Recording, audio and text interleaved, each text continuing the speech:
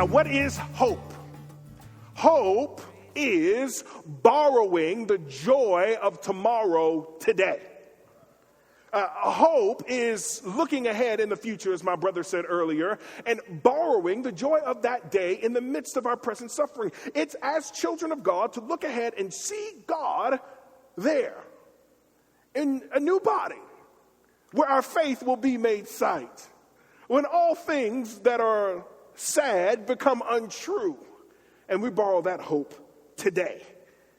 We borrow the hope of when groaning of suffering ceases, when our bodies don't hurt, when mental illness is in the rear view, but not only is in the rear view, it's destroyed.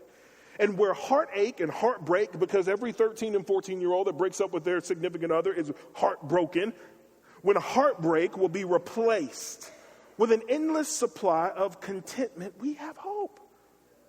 My friends, this is what we wait for. This is the thing that Paul says in verse 25, but if we hope for what we do not see, we wait for it with patience. I love this.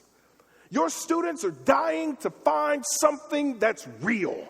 They're dying to believe in something they can see. There's only one problem.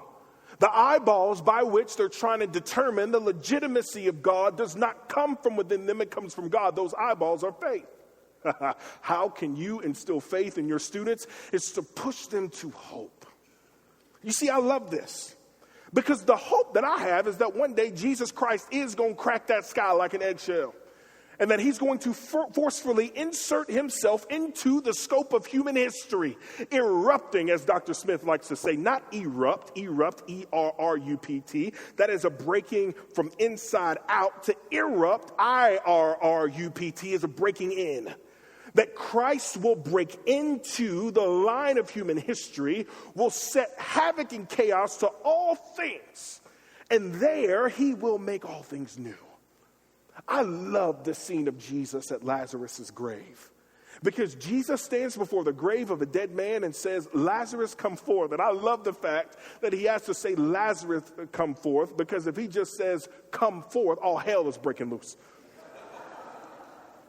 And the one who came as a lamb first, led to the slaughter without opening his mouth, he doesn't say a word, will come as a lion next. And to borrow a phrase from Dr. Spurgeon, baby, you don't negotiate with a lion.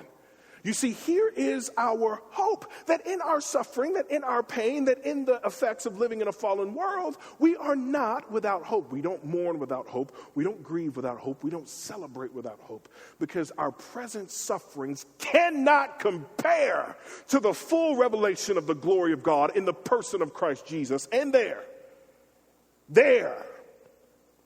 in the presence of God, it will be made clear that our whole life, God uses suffering to prune things out of us or download things into us to conform us further into the image of Jesus.